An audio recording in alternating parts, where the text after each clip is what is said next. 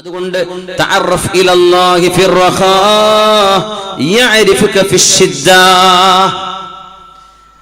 പൈസയും ആരോഗ്യം കയ്യിലുണ്ടാകുമ്പോൾ കുതിര കളിക്കരുത്. തന്നെ ഈ പറഞ്ഞതിന്റെ അർത്ഥം. മദ്യപാനവും മയക്കുമരുന്നും ലഹരിയും പെൺകുട്ടികളെ പിന്നാലെ നടക്കലും ഈ പരിപാടി യൗവനകാലത്ത് നിങ്ങൾക്ക് നിർത്താൻ പറ്റുമോ? നിങ്ങളുടെ വാർദ്ധക്യത്തിൽ അള്ളാഹു നിങ്ങളുടെ കൂടെയുണ്ട്. നിങ്ങളുടെ സമ്പത്ത് അള്ളാഹു സംരക്ഷിക്കും. നിങ്ങളുടെ മക്കളെ അള്ളാഹു സുരക്ഷിതരാക്കും. നിങ്ങളുടെ രാജ്യം സുരക്ഷിതമാകും. നിങ്ങളുടെ പരിസരങ്ങൾ സുരക്ഷിതമാവും. നിങ്ങളെ ഉപദ്രവിക്കാൻ ഒരാൾക്കും മനസ്സു വരില്ല. എന്റെ മനസ്സുകളെ നിയന്ത്രിക്കുന്നത് അള്ളാഹുവാണ്. അതല്ലേ നബി തങ്ങൾ പറഞ്ഞത്? അത് നിങ്ങളുടെ അക്രമികളും നിങ്ങളുടെ ശത്രുക്കളുടെ മനസ്സുപോലും ഒരുപക്ഷെ നിങ്ങൾക്ക് അനുകൂലമാക്കി മാറ്റാൻ അള്ളാഹുവിന് കഴിയും. അൽ ഖുലൂബു ബൈന ഇസ്ബഅൈനി മിൻ അസ്വാബിഇർ റഹ്മാൻ. കാരുണ്യവാനായ അള്ളാഹുവിന്റെ രണ്ട് വിരലുകൾക്കിടയിലാണ് നിങ്ങളുടെ ഹൃദയം. യഖ്ലിബുഹാ കൈഫ യശാ.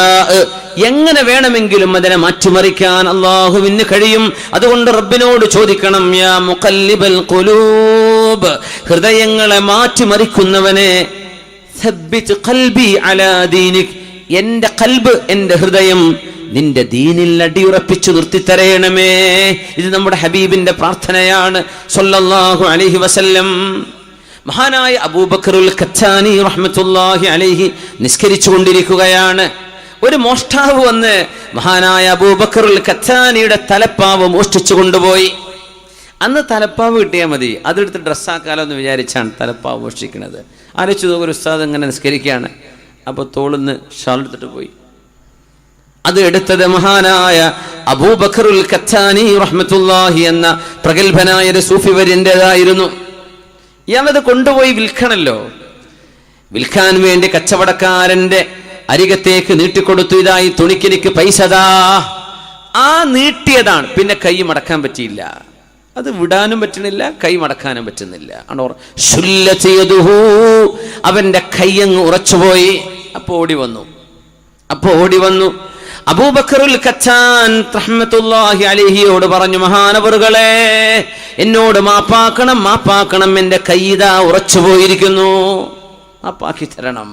മഹാനായ ശൈഖ് അവറുകൾ ദുആ ചെയ്യുകയാണ്, ഇലാഹി അബ്ദുക റദ്ദ ഇലയ്യ മാ അഖദ മിന്നി.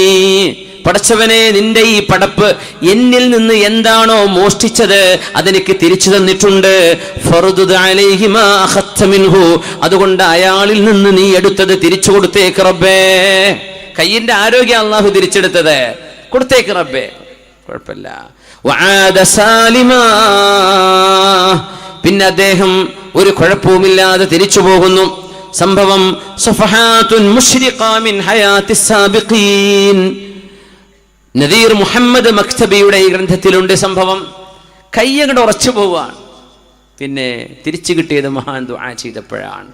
തൊടാൻ കഴിയില്ല. അള്ളാഹുവിന്റെ ഔലിയാക്കന്മാരുടെ ജീവിതം അതാണ്.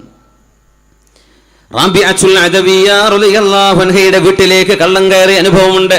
റാബിഅത്തുൽ അദവിയ്യ, നഫീസത്തുൽ മിസ്രിയ ബീവി ഈജിപ്തിലാണ്, ഖൈറോവിലാണ്.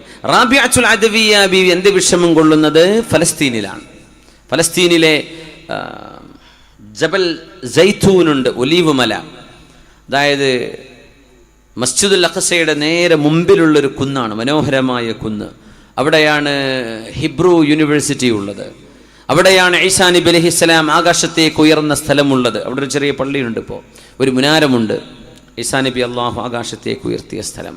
അതിൻ്റെ കുറച്ച് ഇടത് ഭാഗത്ത് താഴേക്ക് പോയാൽ സൽമാനുൽ ഫാരിസി റളിയല്ലാഹു അൻഹു ഉണ്ട്.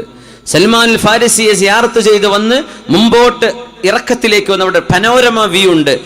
ജെറൂസലേം മൊത്തത്തിൽ കാണാൻ കഴിയുന്ന, ജെറൂസലേമിലെ ക്രിസ്ത്യാനികളുടെയും മുസ്ലിമീങ്ങളുടെയും ജൂതന്മാരുടെയും ഖബർസ്ഥാൻ ഒരുമിച്ച് കാണുന്ന ഒരു വ്യൂ പോയിന്റ് ഉണ്ട്. ആ പോയിന്റിലേക്ക് പോകുമ്പോൾ ഇടത് ഭാഗത്ത് ഒരു ചെരുവിൽ അന്ത്യവിഷമം കൊള്ളുകയാണ് മഹദിന്. പുറത്തിറങ്ങാൻ പറ്റുന്നില്ല.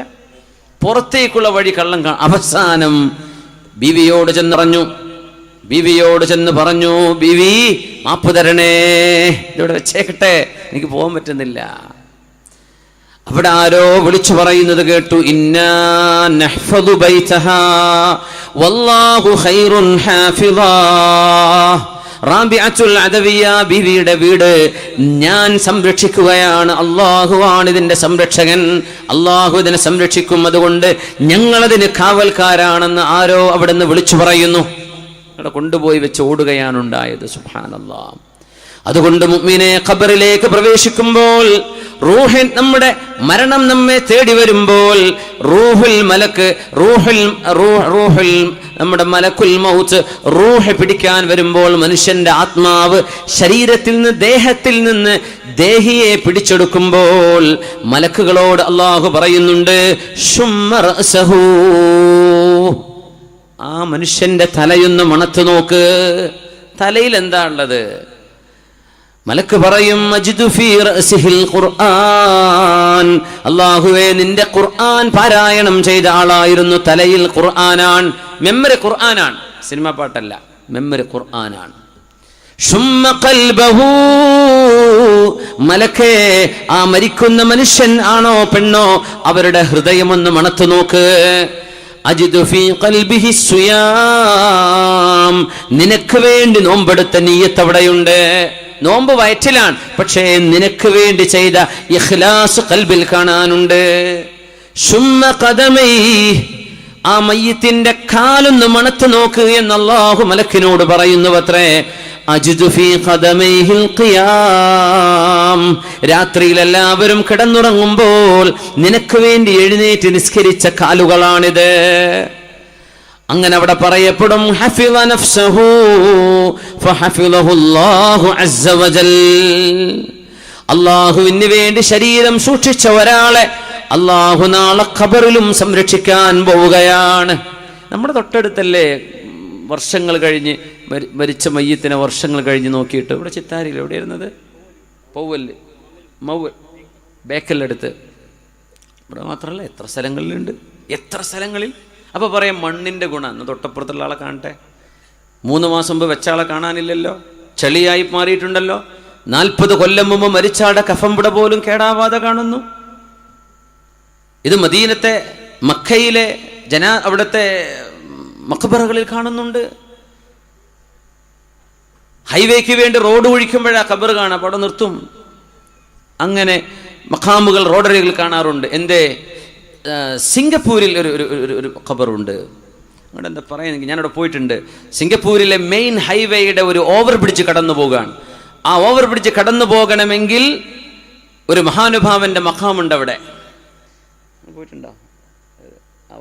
സിറ്റിയിൽ തന്നെ ഫ്ലൈ ഓവറിന്റെ താഴെ വളരെ കണ്ണായ സ്ഥലമാണ്. സിംഗപ്പൂർ തന്നെ ഒരു ചെറിയ നാടാണ്, അവർ സിറ്റി സ്റ്റേറ്റ് ആണ്, അവർക്ക് സ്ഥലം പോരാ. ഈ ഖബറും പള്ളിയും അവിടെ നിന്ന് പൊളിച്ചു മാറ്റണമെന്ന് അവിടുത്തെ ഗവൺമെന്റ് ഉത്തരവിട്ടിട്ട് പണി തുടങ്ങിയതാണ് ബ്രിഡ്ജിന്റെ. പക്ഷേ പണി നടക്കണില്ല, പൊളിക്കാൻ പറ്റിയില്ല. ആ മഖാം അവിടെ തന്നെ നിർത്തിയിട്ട് സൈഡിലൂടെ ബെൻഡായിട്ടാണ് ഓവർ ബ്രിഡ്ജ് പോകുന്നത്. സിംഗപ്പൂരോട് ചോദിച്ചു നോക്കി, ഞാൻ പോയിട്ടുണ്ട്, 2-3 തവണ പോയിട്ടുണ്ട്. അള്ളാഹുവിൻ്റെ ഔലിയാക്കന്മാർ ഇടപെടുകയാണ്, അവരുടെ വിഷയത്തിൽ അള്ളാഹു ഇടപെടുകയാണ്. അവിടെ നിൽക്കട്ടെ, പൊളിക്കാനായിട്ടില്ല. അതിനുള്ളിൽ കിടക്കുന്നത് എനിക്ക് നെറ്റിവെച്ച മഹാന്മാരാണ്, അവരുടെ നെഞ്ചത്ത് കയറിപ്പോകാൻ നീ ആയിട്ടില്ല, നിന്റെ വാഹനവും അവിടെ നിൽക്കട്ടെ എന്ന് അള്ളാഹു നമ്മളോട് പറയുന്ന പോലെ. ഇങ്ങനെ എത്രയോ സ്ഥലങ്ങളിലുണ്ട്. മൻ റാഖബല്ലാഹ ഫീ ഖതറാത്തി ഖൽബിഹി, ഹൃദയത്തിന്റെ ഉള്ളിൽ അള്ളാഹുവിനെ സൂക്ഷിക്കുന്ന ആളുകൾക്ക് അശമഹുല്ലാഹു ഫീ ഹറകാതി ജവാരിഹി, അവരുടെ അവയവങ്ങളുടെ ചലനങ്ങളിൽ അള്ളാഹു അവരെ സംരക്ഷിക്കും. മഹാനായ അബ്ദുല്ലാഹി ഇബ്നു അബ്ബാസ് റളിയല്ലാഹു അൻഹുവിനോട് ഹബീബ് പറഞ്ഞ ഹദീസ് നമുക്കൊന്ന് അനുസ്മരിക്കാം. യാ ഗുലാം, അല്ലയോ ചെറുപ്പക്കാരാ, യഹ്ഫദില്ലാഹ യഹ്ഫദുക, നീ അല്ലാഹുവിനെ സൂക്ഷിക്കുകയാണെങ്കിൽ അല്ലാഹു നിന്നെ സംരക്ഷിക്കും. 9 വയസ്സുള്ള മോനാണ് അബ്ദുല്ലാഹി ഇബ്നു അബ്ബാസ് റളിയല്ലാഹു അൻഹു. നബി തങ്ങളുടെ ഒട്ടകപ്പുറത്തിരിക്കുമ്പോ ഹബീബായ നബി തങ്ങൾ ആ മോനെ വിളിച്ച് ചോദിക്കുകയാണ്, യാ ഗുലാം യഹ്ഫദില്ലാഹ യഹ്ഫദുക, നീ അല്ലാഹുവിനെ സൂക്ഷിക്കണമേ, അല്ലാഹു നിന്നെ സംരക്ഷിക്കും മോനെ. മുറവിളി കൂട്ടേണ്ടതില്ല നമ്മള്. നമുക്ക് എന്തെങ്കിലും ഭീഷണിയുണ്ടോ എന്ന് തോന്നുന്നത് പോലും അല്ലാഹു തട്ടിത്തെറിപ്പിടിച്ചു കളയും. ശത്രുക്കളുടെ കരങ്ങളാൽ തന്നെ അള്ളാഹു അതിനെ തിരുത്തു വരുത്തിക്കും.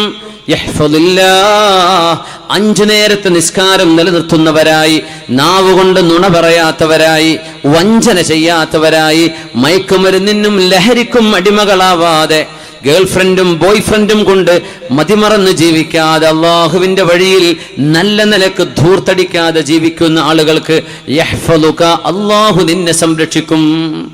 സംരക്ഷണല്ലേ? ആരാ സംരക്ഷിക്കേണ്ടത്? ഗവൺമെന്റോ? അള്ളാഹു നിന്നെ സംരക്ഷിക്കും. എന്തേ ചെയ്യേണ്ടത്?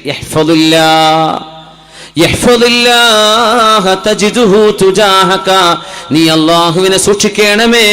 അള്ളാഹു നിന്റെ കൺമുമ്പിൽ നിൽക്കുന്നത് നിനക്ക് കാണാൻ കഴിയും.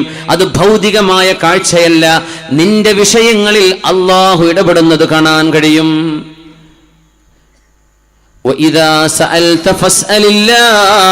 നിനക്ക് എന്തെങ്കിലും വേണോ റബ്ബിനോട് ചോദിക്കണേ. നീ സഹായം അഭ്യർത്ഥിക്കുന്നത് അല്ലാഹു റബ്ബുൽ ഇസ്സത്തിനോട് സഹായം അഭ്യർത്ഥിക്കേ. കാരണം ഒരാൾക്കും അല്ലാഹു നൽകുന്ന കഴിവല്ലാതെ ഒരാൾക്കുമില്ല. അല്ലാഹുവാണ് മുത്ലഖ് കഴിവുള്ളവൻ, അല്ലാഹു ജല്ല ജലാലുവാണ്. വഅലം, അറിയണം ഇബ്നു അബ്ബാസേ, 9 വയസ്സുള്ള മോനോടാ, നീ അറിഞ്ഞോ, ലവിജ്തമഉ, ജനങ്ങളെല്ലാവരും ഒരുമിച്ചു ചേർന്ന് നിനക്കൊരു നന്മ ചെയ്യണം എന്ന് വിചാരിച്ചു എന്നിരിക്കട്ടെ. എല്ലാവരും കൂടി നിന്നെ ഒന്ന് ചികിത്സിക്കണമെന്നോ, നിനക്കൊരു വീട് വെച്ച് തരണമെന്നോ, നിന്നെ ഒരു നേതാവാക്കണമെന്നോ തീരുമാനിച്ചാൽ, ലോകത്തുള്ള മുഴുവൻ മനുഷ്യരും കൂടി പരിശ്രമിച്ചാലും അല്ലാഹു തീരുമാനിച്ചു വെച്ചതല്ലാതെ ഒരു അണു ഇണ അപ്പുറത്തേക്ക് ചെയ്യാൻ മനുഷ്യരെ കൊണ്ട് കഴിയില്ല.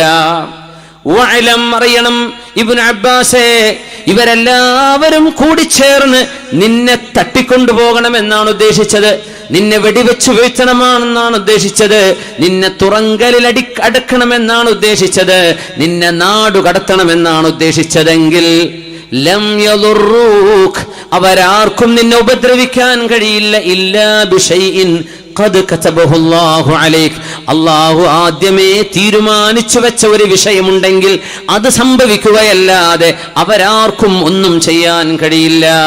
റുഫിഅത്തിൽ അഖ്ലാം, നടക്കാൻ പോകുന്ന വസ്തുതകളെല്ലാം അല്ലാഹു രേഖപ്പെടുത്തിയ അല്ലാഹുവിന്റെ അല്ലാഹുവിന്റെ ഒരു ടാബ്ലറ്റ് ഉണ്ട്. അല്ലാഹുവിന്റെ പ്രൊട്ടക്റ്റഡ് ടാബ്ലറ്റ് എന്ന് പറയുന്ന അൽ-ലൗഹുൽ മഹ്ഫൂൽ.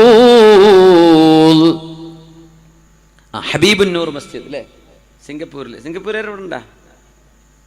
ഹബീബുന്നൂർ മസ്ജിദ് എന്നാ സിംഗപ്പൂരിലെ പള്ളിക്ക് പറയാം. ഈ മഖാമുള്ളടുത്ത് അവിടെ ഒരു മഹാൻ അന്ത്യവിഷമം കൊള്ളുന്നുണ്ട്. സയ്യിദ് കുടുംബത്തിൽപ്പെട്ട മഹാൻ ഹബീബുന്നൂർ.